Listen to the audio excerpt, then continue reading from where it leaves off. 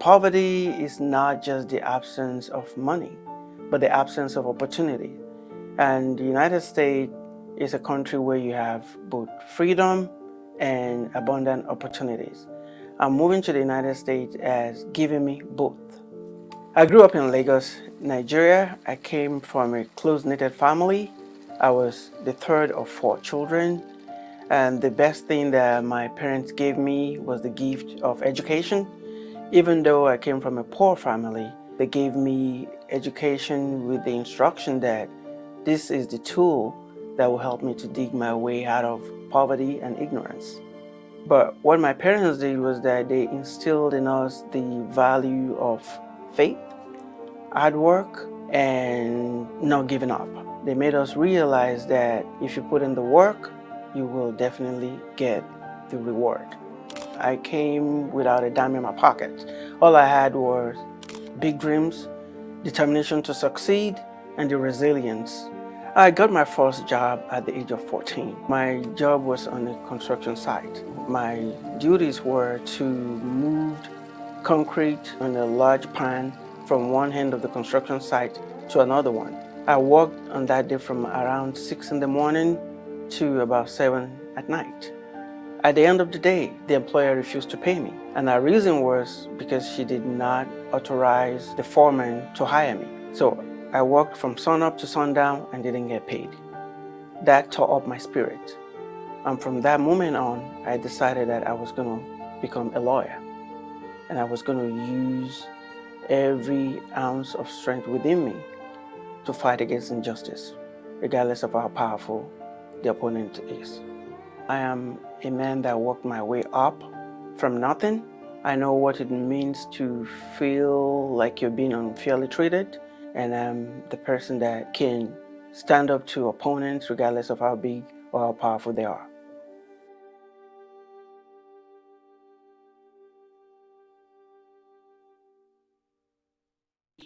Welcome to this episode of Legal Angle with Emmanuel Holloway.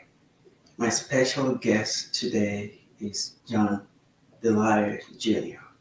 He is a businessman, a real estate investor. He's also a software engineer. Welcome to the show, John. Hi, good day, Emmanuel. Thank you for having me. Thank you for coming. Can you tell us a bit more about yourself? Sure, and I appreciate the opportunity to share. As you mentioned, I'm John Delia Jr. I'd like to say I'm a second-generation real estate investor, real estate developer. I'm a native New Yorker, although my family immigrated from the country of Haiti. I'm a first-generation American. I moved to Ohio about a decade ago. I have had the opportunity to be investing in real estate for the previous decade. And I studied city and regional planning at the Knowlton School of Architecture. Since that time, I've gone on to build a real estate portfolio in about 6 cities and 3 states. And we also have a real estate software company that handles our investment management side of the business. Thank you. That's quite impressive. What was it like growing up in New York? Growing up in New York was a really unique opportunity. So just as your story, my dad came to America in his teens, and he was able to build up to the point where, after his service in the Marines and after his service doing jobs, UPS specifically being a driver, he had the opportunity, like you, to work in construction. He started off building and digging trenches for houses. Long story short, by the end of his evolution, we were home builders for immigrant families on Long Island.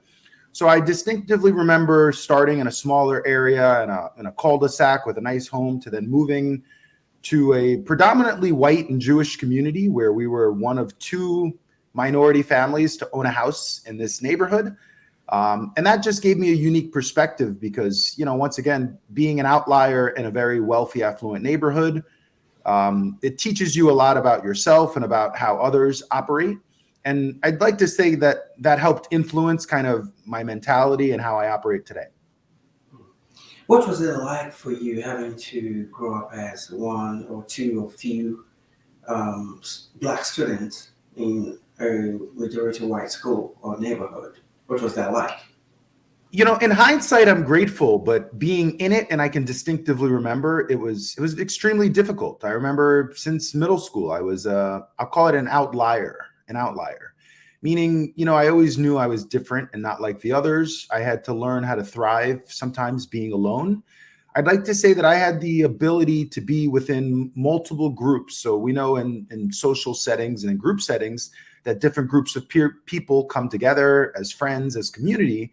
And I think I had that opportunity to float amongst those communities and really have the fluidness. But I think it taught me how to become an independent thinker. It taught me how to break away from the group, and it taught me how to stand tall on my own. So, and you mentioned that your father was a real estate investor. How did he doing that? How did that impact you? And how did that help you to determine what you wanted to do in the future? So growing up, I was very present and active with my father. I hung out with him a lot. I would go to the office with him.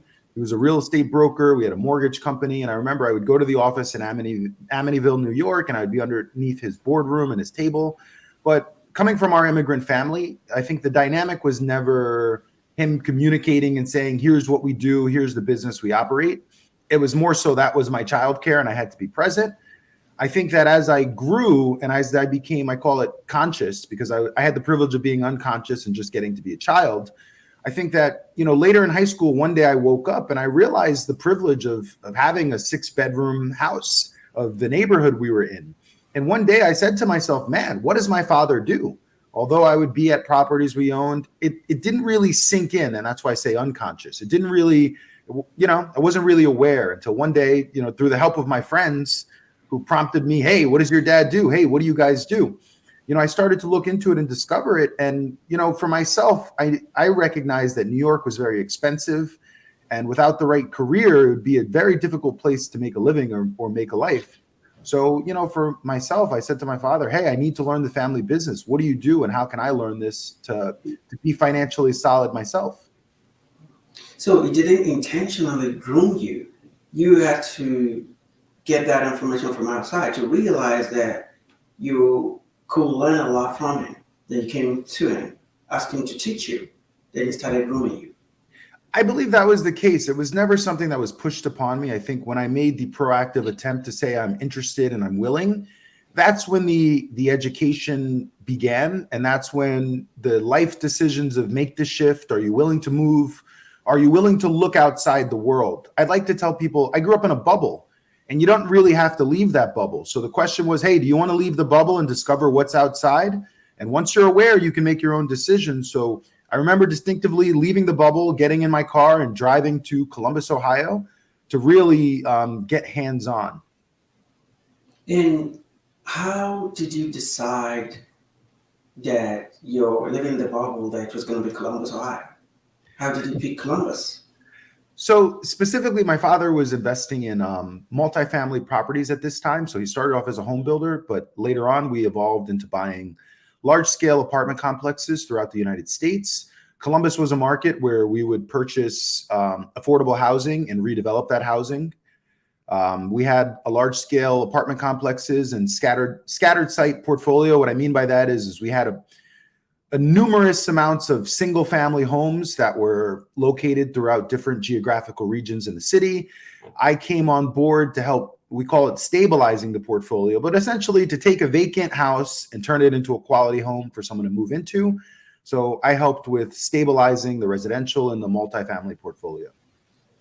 Did you intentionally ask to be sent to Columbus, or did you just, when the opportunity came up, you said, well, John, there's an opportunity for you. Go down to Columbus. How did that happen? It was more of an opportunity. So once again, I never thought I would leave Long Island or New York. It's one of those magical places that when you're in the bubble, you think it's the whole world. And it was kind of like, hey, where is this place? So no, I got in my car. I drove down Route 80 and I got to Columbus, drove into this apartment complex that looked nothing like where I was from. But once again, there was a certain level of consciousness of the expense that it takes to thrive in New York. So I think for me, it was not wanting to struggle and wanting to be able to stand tall as a man later in life. So, It didn't matter if it was going to be in Wyoming. I would have gone because I knew that what he was able to provide for us as a father of 7, imagine what I could do with no children and no real responsibilities. Thank you. Well, I understand what moved you out of the bubble to come to Columbus. What made you stay? Great question. The conscious recognition of opportunity. So I keep repeating almost that I did not want to struggle. New York was expensive. And I remember that Columbus was a transitional market back then. The city was growing, but we were also post the great financial crisis of the 2008, 2009. President Obama had been elected and America was in turmoil. We were rebuilding the economy. There was significant job loss. And in Ohio, there was a significant amount of foreclosed properties throughout the city. And my first car was an Audi A4 Quattro. It was silver, leather. I still remember it. It was an amazing car. And I remember in central Ohio, the first property that I purchased was a duplex, and it was for $6,900. And I said to myself, oh my gosh, you can't buy a parking space in New York for that price. So once I recognized that in New York, I used to spend money on luxury, designer clothing, even though I couldn't really afford it, on eating out, I said to myself, wow, my money is worth something here. And if I plant the seeds correctly, I might be able to harvest. So honestly, it was recognizing that I had the ability to grow and this would be the place to do it. The cost of living made that decision for you. Exactly. Yeah. And when did you decide to leave your dad's company and to start your own? That's another great question. So I worked for my father for a number of years. I'd like to say I started off as an apprentice. So although he was the owner and we owned all these buildings, I started off as a maintenance tech or a property landscaping guy. I started off, I remember what he said, if it doesn't grow, pick it up. So 3 times a day of this 80-unit complex, I would walk with my little stick scooper and a bucket, and I would pick up cigarette butts, I would pick up bottle caps, I would pick up loose pieces of paper. And I worked with the maintenance crews, turning units and fixing units. After about 4 years of turning numerous buildings, I'm a junior and I wanted to be able to establish my own name and my own credibility. I think that sometimes you're in the shadow of someone, and to no fault of his own, I just wanted to be able to show that, hey, I could survive on my own and I could thrive with my own thesis. I also was going to college and I was learning a lot. And, my father had been in the business and I think he was a little less receptive of the new ideas. So I said to myself, I don't blame you. Why would you want to take a risk and listen to a young kid when you've been doing this? So I said to myself, you know what, I can spin off and I can try. So, after I want to say about 4 years, I decided that I would start my own business, buying buildings and using my own money. Yeah. Now, what was your first year like? Extremely difficult and humbling. And I say that because for the most part, when we look at an employment situation, when we look at being an employee versus a business owner, I think in theater, you'll call it the fourth wall. And you don't break that fourth wall. You suspend disbelief. We're the audience. They're the actors. And we believe they're doing a skit. So that's the same in business. You don't see the operating expenses. You don't see the payroll payments. You don't see the ongoing hassles and headaches of being the CEO or the executive. As an employee, you just have your role and your task, and you get to stay in a silo.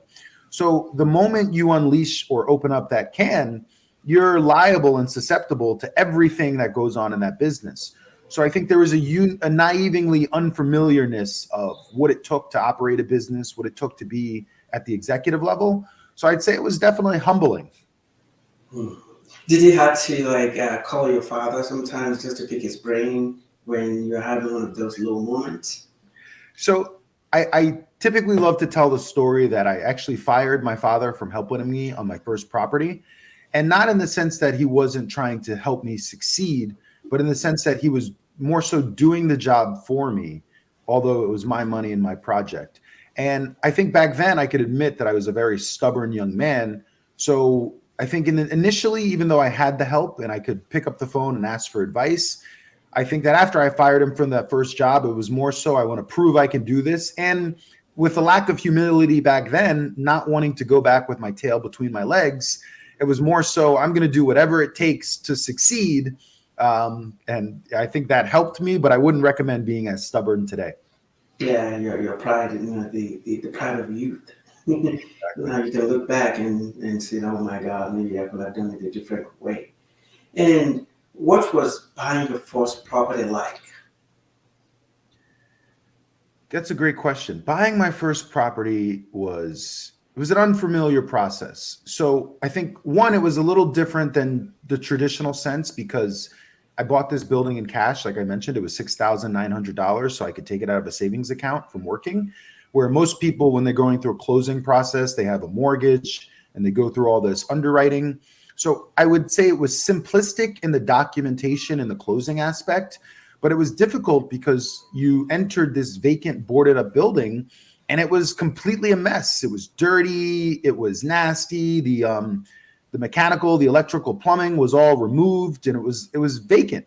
So you had to have enough vision to see what it could become.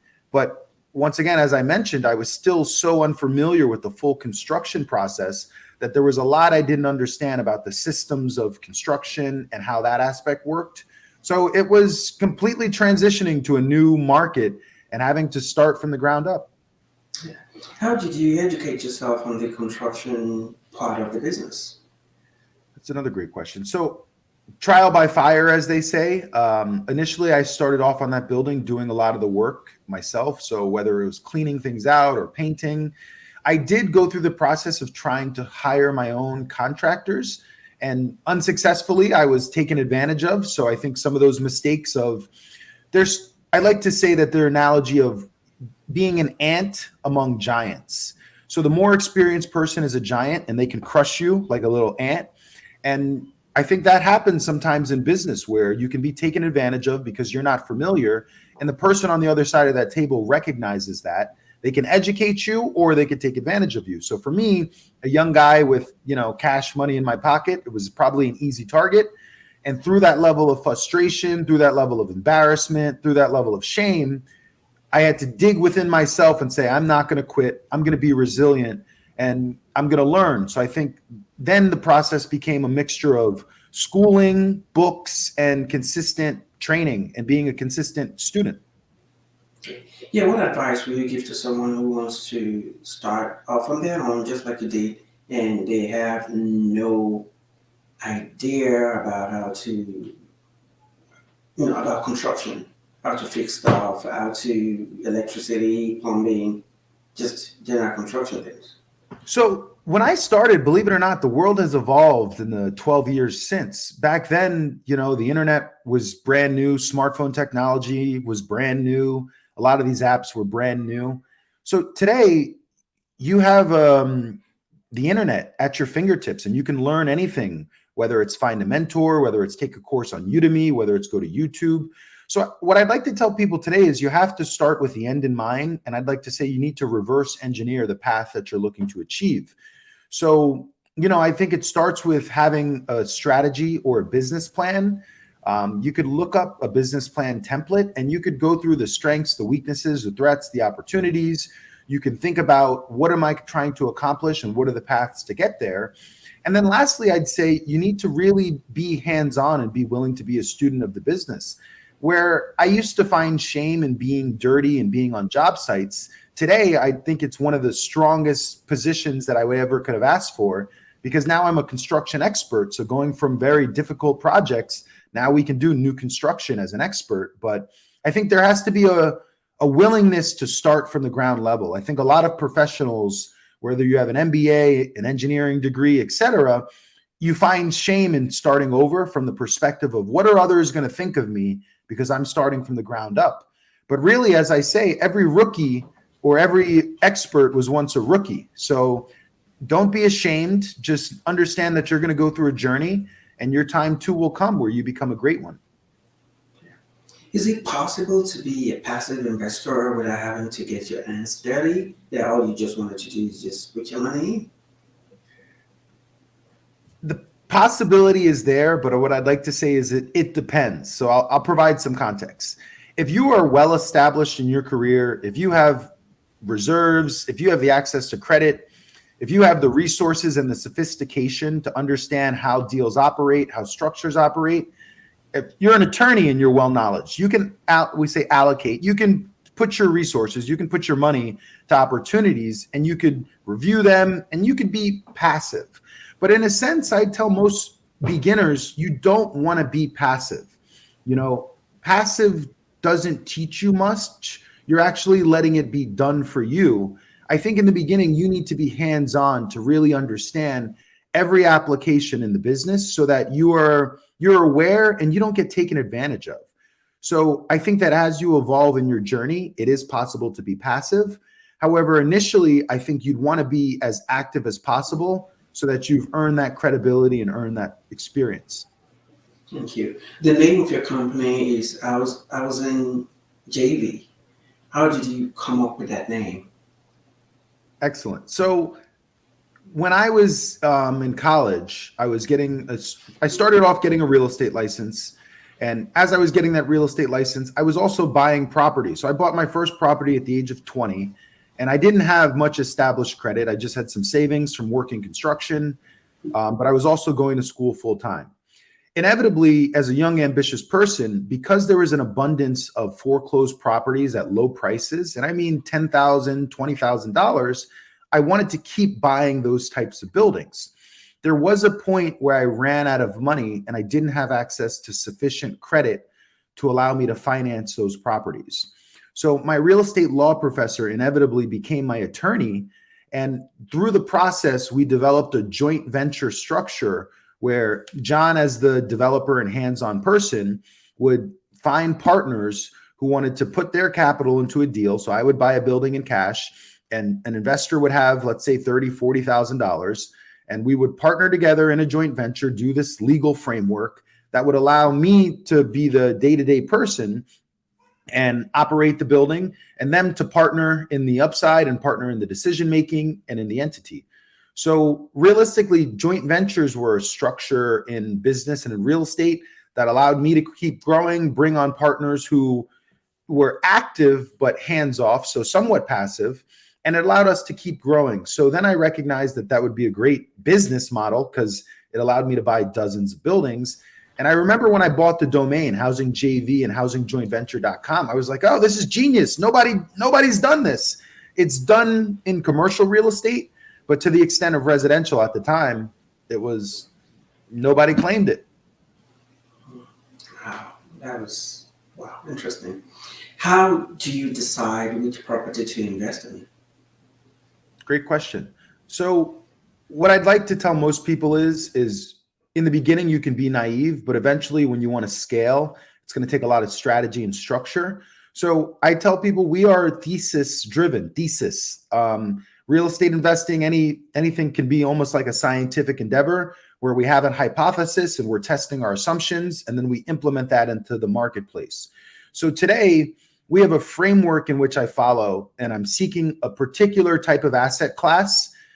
It fits an algorithm or a pattern, and then we mimic that pattern repeatedly. So for me, we have key performance indicators, a certain set of metrics. And once again, as I alluded to earlier about the business plan, what does success look like at the end of the tunnel? How much money do you want to make? How active you want to be? What do you want to do with that property? What do you want to take on versus what you don't? And within that criteria, that's how we execute our investment strategy. Thank you. And with some of your joint venturers, do you have to have like a board meeting, or do you have to go over all these KPIs with them, or do you make that decision on your own? So prior to a partner or a joint venture or a partnership, we would be sharing our investment thesis with that potential person. So initially, I'll give you the example. I was purchasing a home and I was finishing a project. I thought I was going to get financing from a specific bank to close. So I put my earnest money down, and the bank says, hey, your property doesn't have seasoning. We can't make you a loan. At the time, getting started, I would go to a lot of real estate meetups and real estate groups. And I remember I said, oh man, I don't want to lose my down payment. I'm going to find a partner. So to do that, I put my business plan together because, as I mentioned, I started with a business plan, and I had my thesis already approved. And back then, when you went to meetups, they would pitch you a high-priced coaching program or mentorship program or system. And I remember I saw people at the front of the room pulling out credit cards, paying for what I thought was an expensive system. But I had a business plan in my briefcase and I brought it to every meeting. And I remember I showed a guy and I said, hey, you just bought that program. Would you be interested in this opportunity? So I think as a leader, if you're going to ask others to partner with you, you're going to have a thesis and a system for them to join, similar to a franchise. Now, within that franchise and within that partnership, we can make key joint decisions on what price point should we exit the asset for, which price point should we renovate for. If there's a certain amount of expenses we spend over a certain threshold, we should be on the phone making those decisions together. But what we're not going to do is I'm going to make the decisions on, hey, we're going to pick a paint color or we're going to pick a certain type of flooring. So I'm a subject matter expert, and that allows me to make certain levels of decision. But as I mentioned, certain executive level decisions we make together. Thank you. And how do you decide, what are the factors you consider when making a deal? Awesome. So I think a couple of factors are into play. One thing I think about is the time horizon for that investment. So, everyone has a time horizon on, is this a near-term investment? Is this a long-term investment? Is this a short-term investment? So there has to be, just like a partnership, a marriage, a relationship, there has to be alignment in the direction of where you're going and how you get there, and also the path you take there. In real estate investing, there's a multiplicity of strategies, meaning you can flip houses, you can, buy and hold houses. Today's economy, there's short-term rentals. So there has to be an alignment of the business model, the business strategy, et cetera.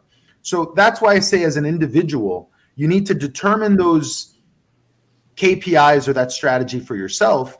And you're finding partners that are in alignment. You're not convincing those partners. You're not trying to get them to just come on board. They've already independently made those decisions for themselves. And it happens to be we're two partners in alignment. We've met each other in the middle. And now we're willing to go on that journey because our skill sets complement each other. Thank you. Then how do you decide which properties to flip and which one to make a rental property, or which one to hold for a while, then resell? So I believe I had the privilege of growing up as a development family, and I used to think my millionaire dad was a bum because he would be home after school, he would cook dinner, we would hang out whenever, and I didn't think he had a job. And ultimately, later in life, I realized real estate buys you time. A lot of people are investing thinking they're going to make income day to day or a couple of $100 in cash flow. But I'd like to tell people that's not the true advantage. The true advantage is if you can build enough passive income to replace your active income, you now have the time freedom to use your time to do whatever you want because you've replaced essentially your W-2 income. So for me, my strategy has always been buy and hold, which was always contra to a lot of the local investment scene, because a lot of people think the act of flipping is how you build up cash reserves and you keep growing. So I've always sought partners who wanted a long-term time horizon.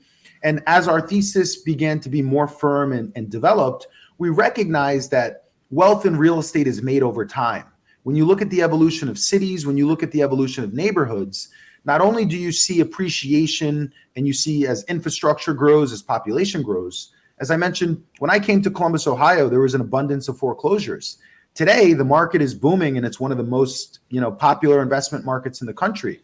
So by holding these assets over time, we've seen an asset that I purchased for $10,000. That same asset trades for over $150,000 today. And that was as a vacant building. That repaired building now trades for over $300,000. But that value can't be accomplished in 6 months. It can't be accomplished in 12 months. So there's a certain level of patience involved.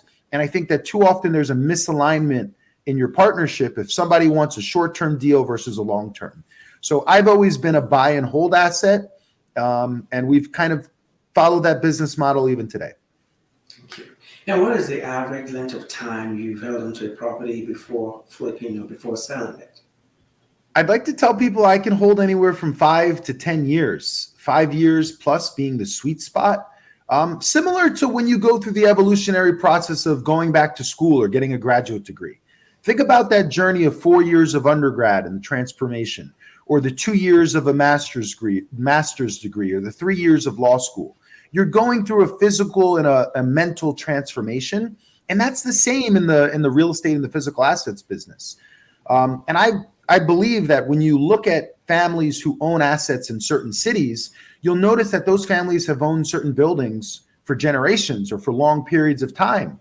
And due to public record, when you look at when they purchased it and what it trades for later, you begin to recognize that, wow, if I'm able to hold on to this asset, you can see the growth in value. So I typically don't like to sell, but to keep growing, you have to do whatever it takes. So we've seen anywhere from 5 to 7 years is probably a sweet spot. But if you can hold forever, I'd say that's probably the best route. Thank you. Tell us about residential property investment. Awesome. So there are different levels of property investment. In my opinion, I think residential is the most accessible and probably the best way to get started. And I liken it to the analogy of playing baseball, where you can try to hit home runs out of the park, or you could try to get on the base. I think that residential is it's a lower barrier to entry, and it's a lower risk level depending on the type of residential property you're buying. And there's also the largest pool of buyers on the back end when you want to exit that asset. So, I think residential is a great way to get started. It's a great way where you can access financing. But when you transition to certain commercial buildings, there's commercial mortgages, commercial financing, and it's a whole different ballgame. It's also a different capital requirement. And the last point that I'll share is that when I transition from residential to commercial, your vendors, your partners, everybody looks at you different, because when they see, oh my God, John owns this big commercial building or this big multifamily building, 9 times out of 10, they think John has a lot more money. So sometimes the pricing and the cost structure goes up significantly. Okay, thank you. Now, for someone who wants to start out investing in residential properties, what do they need in terms of capital? Do they need to have cash to spend, or do they have to approach a bank? Great. So depending on what they're doing, I typically say it depends on your strategy. Once again, are you going to finance that property? And if you're going to finance it, obviously you're going to need a down payment. You're going to need to be qualified for a mortgage, etc. I honestly think it's best to start investing in real estate when you have a W-2 income, because now you can leverage that income to go get a loan or mortgage. But we've worked with engineers, MBAs, and corporate professionals, and we've also helped people leverage their self-directed IRAs to invest in real estate, where they could take a portion of their retirement, and when they're thinking long-term, they can invest tax-advantaged, but it's a long-term asset because you can't access those gains in the short term. So that's another reason we like long-term investing. Yes, you can buy buildings in cash. I have done it, but after a while, it is not scalable. So you always want to be thinking about scalability, but you can get started in a multiplicity of ways. Thank you. And for those who got financing, let's say, for instance, you finance a residential building, you got renters into it, and you're paying the mortgage with the rent. What happens when people move out and you're unable to make a mortgage? So you shouldn't have bought that asset if you cannot pay for the asset, regardless of a family living in that asset. So I'd like to tell people you need significant or sufficient reserves. And regardless if your leaseholder pays or does not pay, you need to float and pay those mortgage payments regardless. So the asset has to perform regardless of your renter, and your financial modeling should be done in advance. So once again, going back to the premise of having a thesis and a business plan, you can financial model a scenario analysis of different factors, and hopefully you have enough in reserves for those vacancies, and if you are to do an eviction or if you're not, etc. So I don't like to put the burden on the resident there to have to pay the operating expense of the building. And I tell people, if you are sophisticated enough to not only buy your own home, but to pay for another home that someone else's family is going to live in, it's completely your responsibility to maintain that asset. How about commercial properties that are much more expensive than residential properties, and most oftentimes one has to get financing? The same situation can still happen. Exactly. And that's why I recommend it's probably better. when you think about Monopoly, and people are familiar with the game, you kind of load up on single family houses before you move to either hotels or bigger buildings. So I tell people, set up a portfolio. When you go to get commercial financing, it's not just that you have the credit and the reserves. The bank wants to know your experience. Typically in the business, we call that a deal sheet. So they want to know, how many properties or projects have you invested in? How long have you been a real estate investor or developer? Show us your track record and your credibility that merits you the responsibility to take on this kind of loan. So you can't just jump in from day one. In certain commercial properties, yes, it's not so much on your personal credit because the multifamily building serves as a business in itself, but you still need to prove that you have the level of experience to be a steward and a fiduciary of that asset. So once again, I tell people to load the bases with single family units, prove that you have a track record, and after you have a portfolio, a 5, 10 units or a certain level of deals that you've done, then you have the confidence to know and the team members to then take on commercial assets.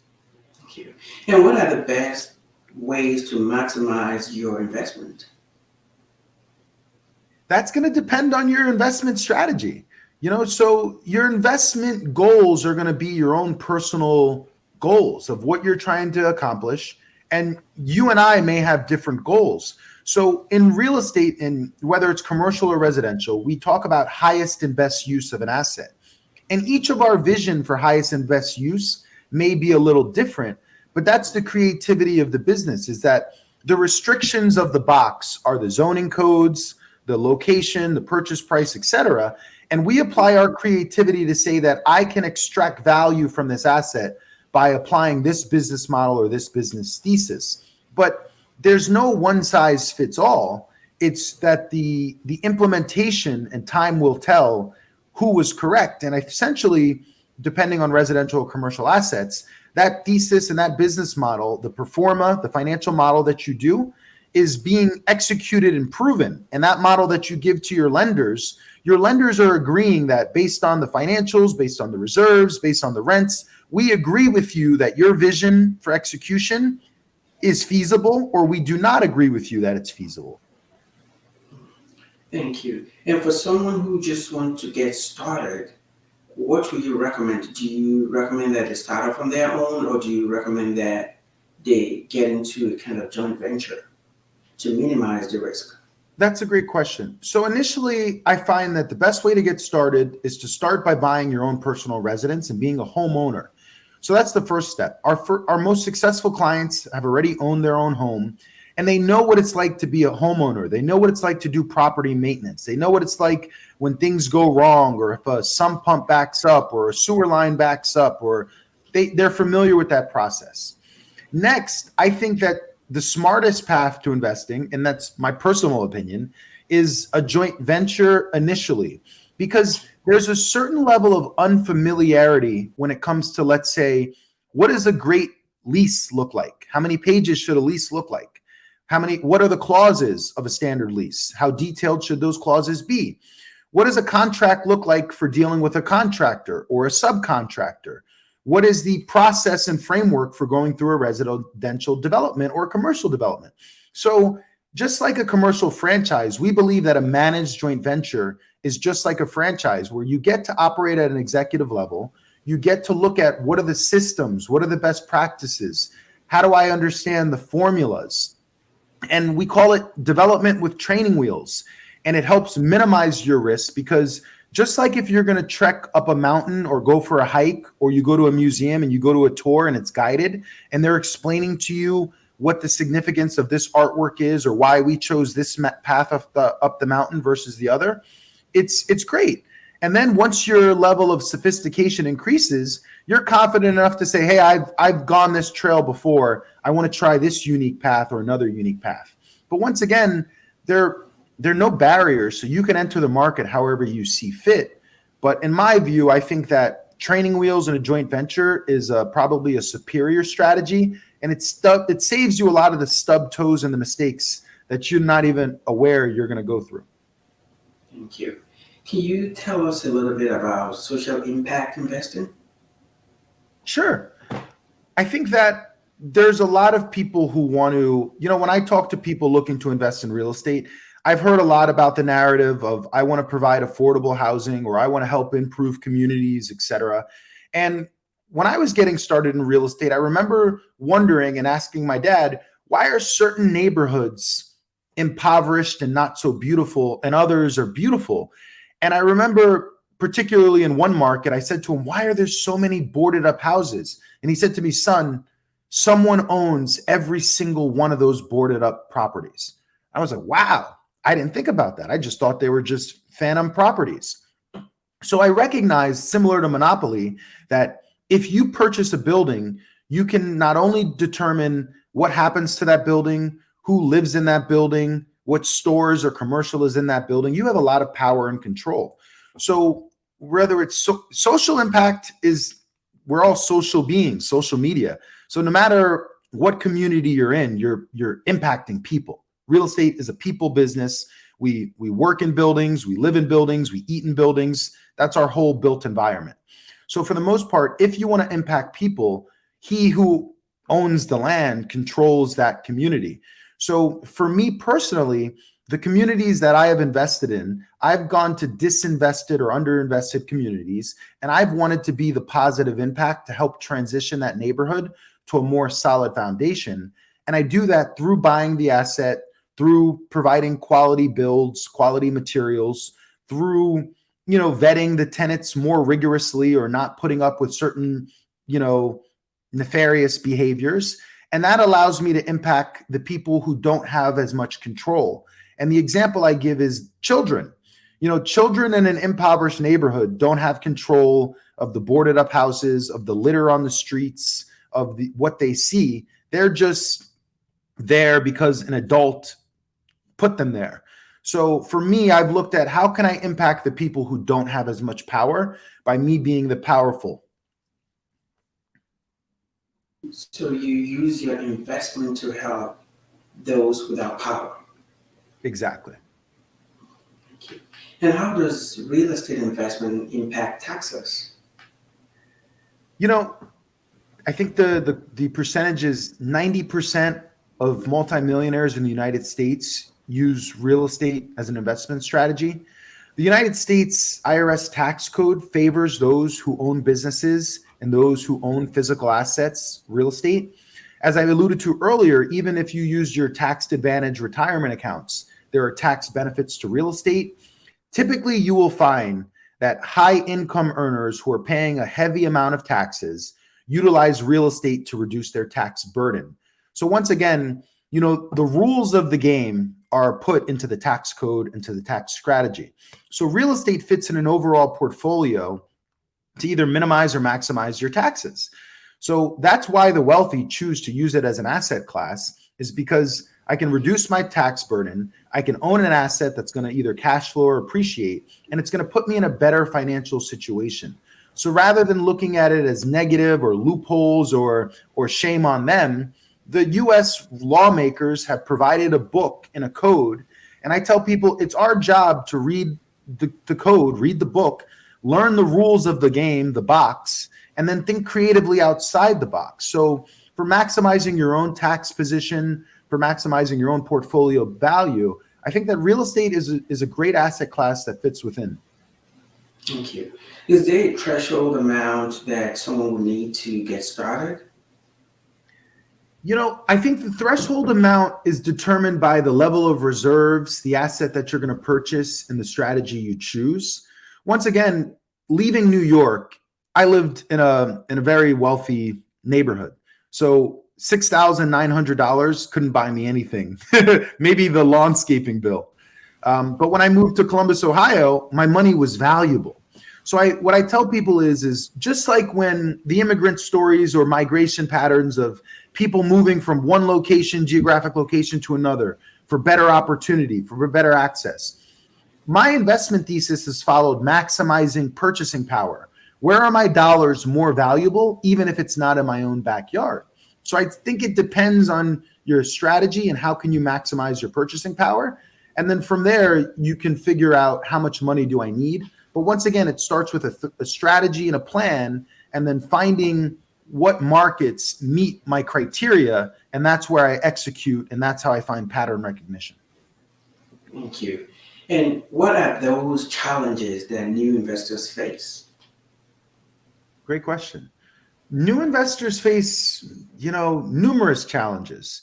One, not understanding the financial formulas for quantifying returns, understanding time value of money, understanding interest rates and the impact of those rates on your investment strategy.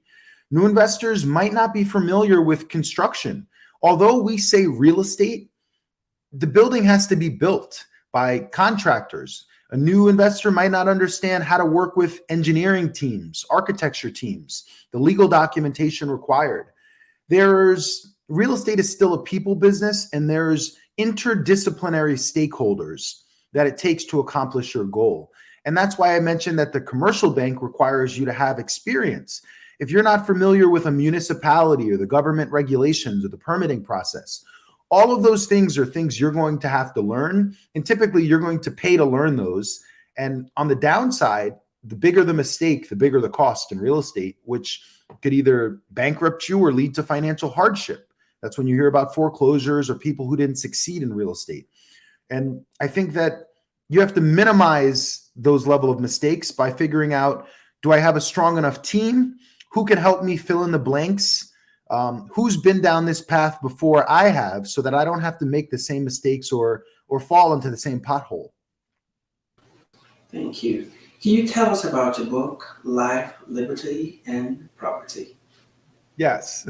So getting started, as I mentioned, although I read numerous real estate books, although I went to numerous real estate meetups, and although my dad was a developer, I still got taken advantage of. I still made mistakes. And I said to myself, man, I didn't find a book like Life, Liberty, and Property, a guide to successful real estate investing. At the time, I didn't find a book like it. So I wanted to help create or facilitate new knowledge in the industry. And I just shared my own perspectives of what I learned and what I wish I would have knew. And in that book, I help articulate why you should create your investment strategy and your investment business plan. Here's a framework and a simple template that you can follow. Here are different investor types. I'd like to think that investors are similar to actors or characters, where a certain investor might want to flip property, a certain investor might want to buy apartments, a certain investor might want new construction. But I help create a book that others could follow to have a pragmatic, simplistic approach to the business. How can people reach out to you? Excellent. So you'll be able to find me on LinkedIn and feel free to join my professional network on LinkedIn, looking me up as John Delia Jr. on LinkedIn. I'm also able to be reached on my email, john@housingjv.com. And if someone wants to buy your book, where can they find that book? Awesome. My book should be able to be found on Barnes & Nobles, Amazon.com, on major book retailers. I believe if you look up my book on the internet, or you can come to me directly and I'd love to sell you the book. But all major book retailers should be, selling this book. And if someone is interested in joining you for a joint venture, how can they make that happen? Awesome. The first step is let's connect via LinkedIn or via email. I'd love to get on a discovery call to learn your goals, to learn what you're trying to accomplish, and to learn more about you. And then from there, we could figure out a path forward to whether our products and our assets are suitable or not suitable. And if not, we'd love to point you in the right direction. Thank you. And what does it mean to you to come on this show, Legal Angle, to educate the public about investing in real estate? It's a great privilege and it's a humbling journey. I've been in the industry for 12 years now. I've been trying and I believe attempting to establish myself as a credible professional who does good work. And I think at this point, it's a matter of educating other professionals. A lot of my clients have been engineers, MBAs, corporate professionals. We help even attorneys invest in real estate. So I think regardless of your professional name or capacity, we want to see people succeed in real estate and minimize risk. And I think even with you as an attorney, it's extremely humbling to have the opportunity to share with your audience and to provide my perspective. So, I'm very grateful for the opportunity and I thank you for hosting and having me as a guest. And thank you for coming. It's been wonderful talking to you and educating us about real estate investment. We hope to have you back on this show soon. Thank you. Same here. Thank you. And for those of you watching us at home or listening to us on your phone or tablet as a podcast, we thank you for joining us. Until next time, stay safe. Bye for now.